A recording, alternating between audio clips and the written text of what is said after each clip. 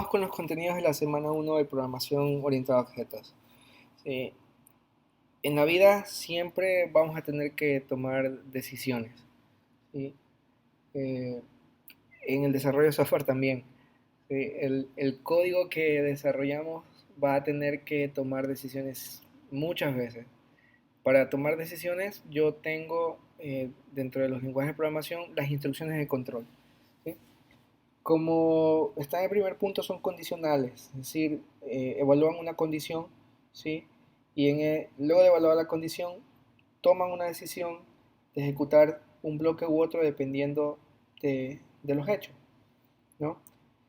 En el caso del if, ¿sí? Si la condición es verdadera, se ejecutan las sentencias, ¿sí? Del bloque if. Si ustedes han visto flujograma, habrán visto un gráfico similar al que tienen. Entonces, si test, la condición que está en test, es verdadero, se va a ejecutar la sentencia 1. ¿Sí? Existe la palabra else, que en este caso es para evaluar las condiciones cuando son falsas. Es decir, si la condición test es falsa, se va a evaluar la sentencia 2 y mi código termina. En el ejemplo que ustedes ven a continuación, lo que estamos evaluando es una variable x, ¿sí? Si x es mayor a 5, entonces va a imprimir por pantalla x es mayor a 5. Si no, va a imprimir por pantalla x no es mayor a 5. ¿Sí? Es lo que tenemos aquí.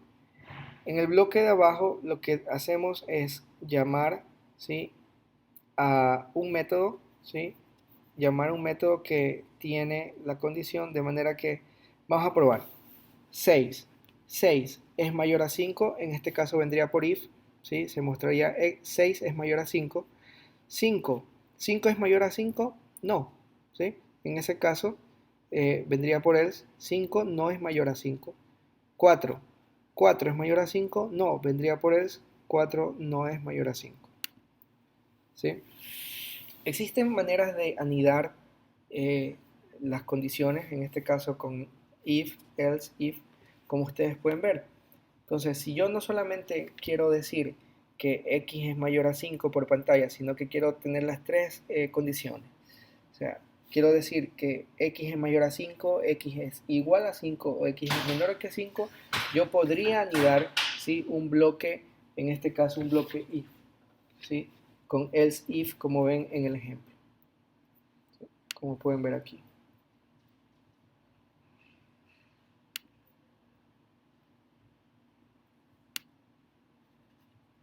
¿Sí? Como pueden ver allí. Entonces, de manera 6, 6 es mayor a 5, va a decir, sí, 6 es mayor a 5. ¿Sí? Luego con 5, 5 es mayor a 5, va a venir por else, pero luego va a preguntar, 5 es igual a 5 y obviamente 5 es igual a 5, va a decir 5 es igual a 5. Finalmente va a decir 4, 4 es mayor a 5, no, ¿cierto? Va a venir por else, luego pregunta 5, perdón, 4 es igual a 5, no, entonces ¿qué es? Es menor. Entonces, estamos bien.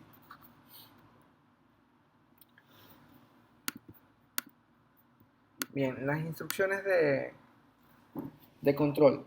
Cuando yo anido muchos bloques if, yo voy a tener un problema al momento de leer el código. Para eso se utiliza una instrucción de control switch, que es útil cuando se van a evaluar muchas alternativas y adicionalmente existe una alternativa por defecto.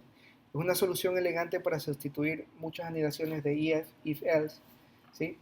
Aquí, en este caso, se comparan las sentencias y si son verdaderas, se ejecuta el bloque de código que se encuentra declarado mediante unas palabras claves que son case y termina siempre con la palabra clave break. Si usted no indica la palabra clave break, se van a seguir haciendo las evaluaciones, ¿sí? De la condición. ¿Sí? Opcionalmente, si usted puede considerar una opción de default o una opción por defecto, cuando ninguna de las condiciones tenga una coincidencia. Vamos a ver aquí en el gráfico que tengo mi condición que se llama test, ¿sí? Y tengo en este caso los diferentes casos, ¿sí? Caso 1, caso 2, caso 3, y imaginemos que el caso 4 es un caso por defecto. En código es mucho más sencillo, mucho más sencillo. Yo en este caso voy a evaluar una variable entera que se llama mes, ¿sí? Utilizo la palabra clave switch y pongo dentro la variable que voy a evaluar, que es mes. Entonces, en mes, cuando tenga 1, ¿sí? O mes tenga un valor de 1, ¿qué voy a tener? Enero. Cuando tenga 2, voy a tener febrero. Y así hasta llegar a 12, que es diciembre.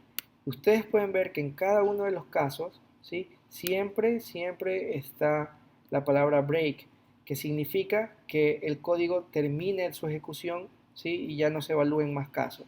Si usted no lo pone, ¿sí? Es peligroso porque va a estarse evaluando casos que ya no tienen sentido, que se evalúe porque hubo una coincidencia, ¿sí?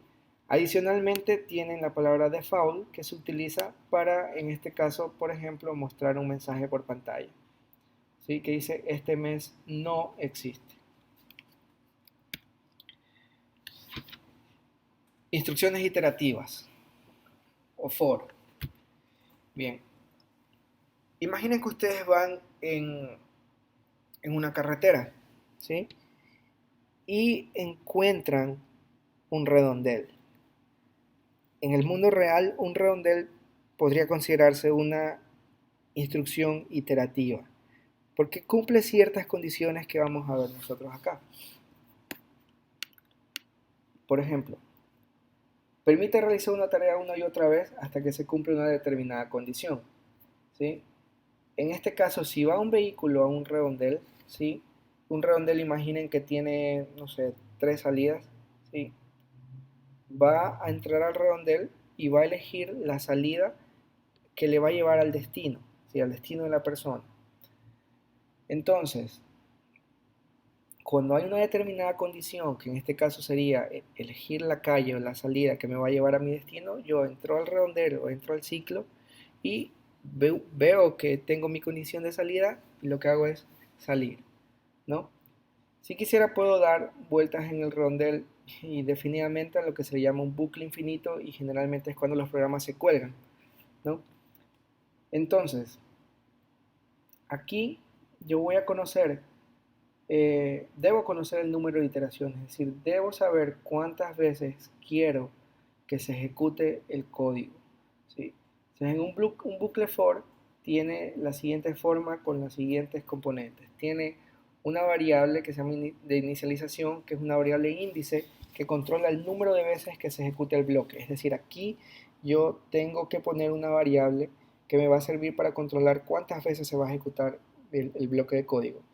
Tengo la variable de incremento, que es la cantidad que se incrementa, en que se incrementa la variable índice en cada repetición. Lo que quiere decir esto es que la variable incremento me va a decir de a cuánto voy a incrementar. Si voy a ir incrementando de a 1, voy a ir incrementando de a 2, de a 3, de a 4. Generalmente también pueden encontrarlo como paso. Y la condición. La condición representa la condición que debe ser satisfecha para que el bucle continúe su ejecución, ¿sí? Entonces yo tengo aquí en amarillo, ¿sí? La condición, tengo, ¿sí? La variable índice que me va a decir cuántas veces tiene que ejecutarse el ciclo.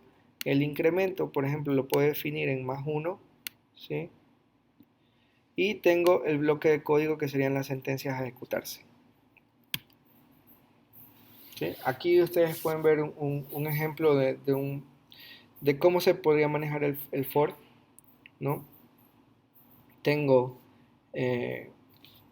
impresiones por pantalla, regla 1, regla 2, regla 3. Pero ¿qué pasa si deseo imprimir 200 veces un mensaje? No voy a escribir 200 veces 200 líneas, ¿no? Entonces, en ese sentido, yo tengo un bucle for, cuya estructura es así, ¿no? For int i igual a 0, que es la variable de inicialización. Tengo i menor o igual a 3, es decir, que va a llegar hasta, en este caso, va a repetirse 2 veces, y tengo el incremento. Okay. Y tengo el incremento, que en este caso va a incrementarse de a 1, ¿no? Entonces generalmente pueden hacerlo así o poner i más, ¿sí? Entonces, ¿cómo funciona el for? ¿Sí? Por ejemplo, comienza en 0, ¿no? y vale 0. ¿Sí? Va a ejecutarse hasta que sea i, siempre que sea i menor o igual a 3 y va a ejecutarse de a 1 o i más más. Entonces 0 se ejecuta regla número 0. ¿Sí?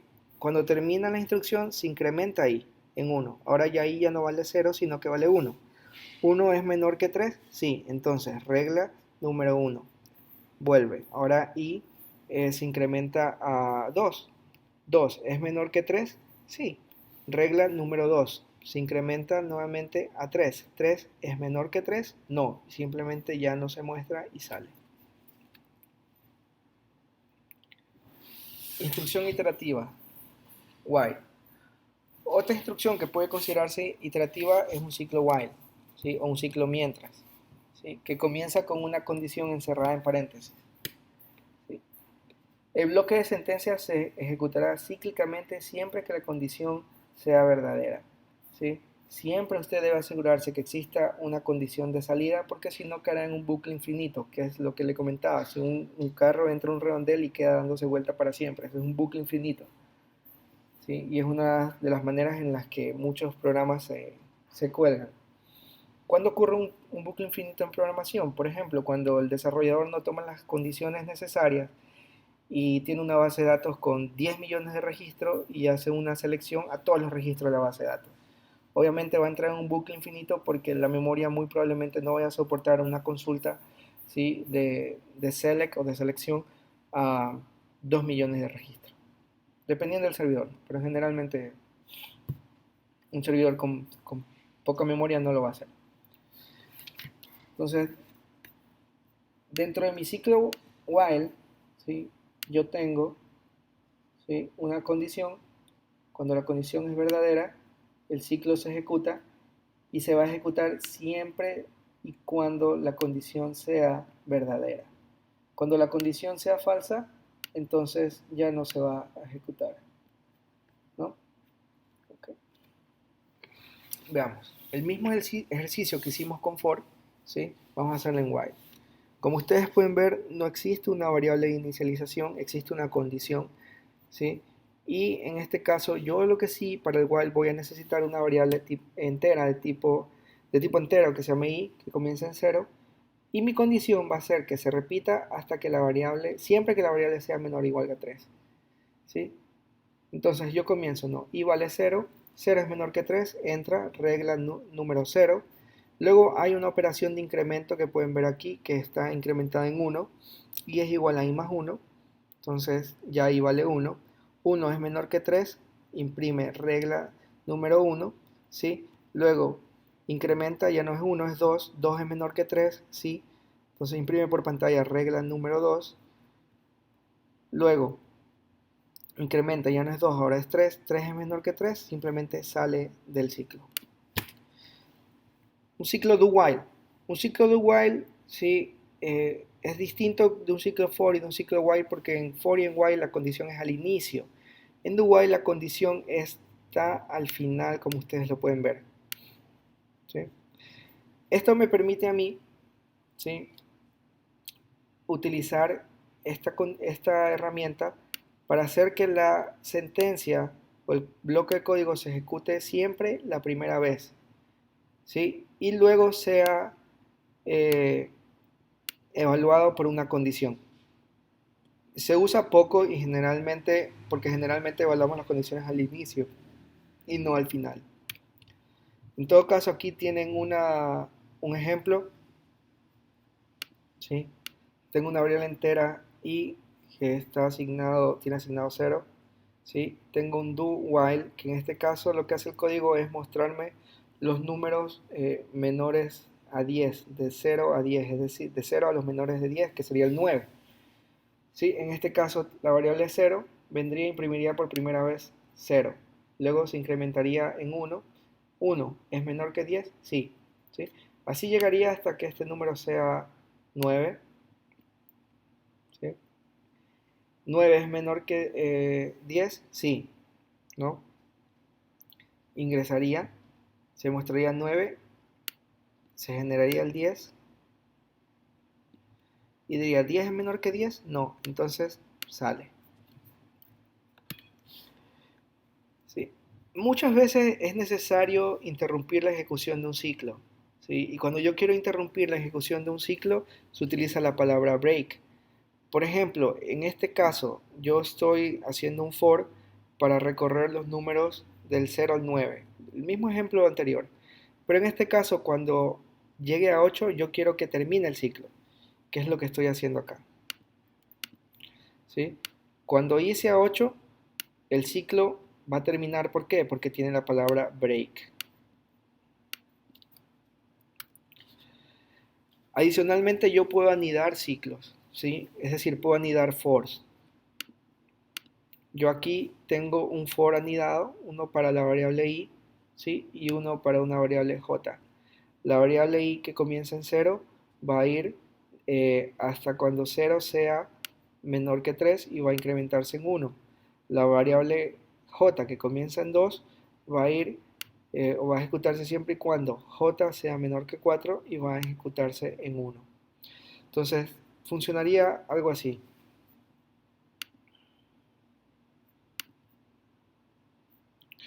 Ok, i y j. ¿Sí? I va a valer 0 y j va a empezar en 2. En el primera salida por pantalla será 0 y 2. Luego se seguirá ejecutando j hasta que termine. ¿Sí? Entonces, j se incrementa en 1, seguirá 3. ¿Sí? Luego vuelve a incrementarse j, será 4 y 4 es menor que 4, es falso, por lo cual saldría. Y recién en el siguiente paso se ejecutaría el siguiente, el for que está primero, que en este caso es i. ¿Sí? Ya no sería 0, ahora sería 1. J ya no se incrementaría, sino que volvería en este caso a su condición inicial, que es 2, y así seguiría. ¿Sí? Esa es la ejecución de un ciclo anidado.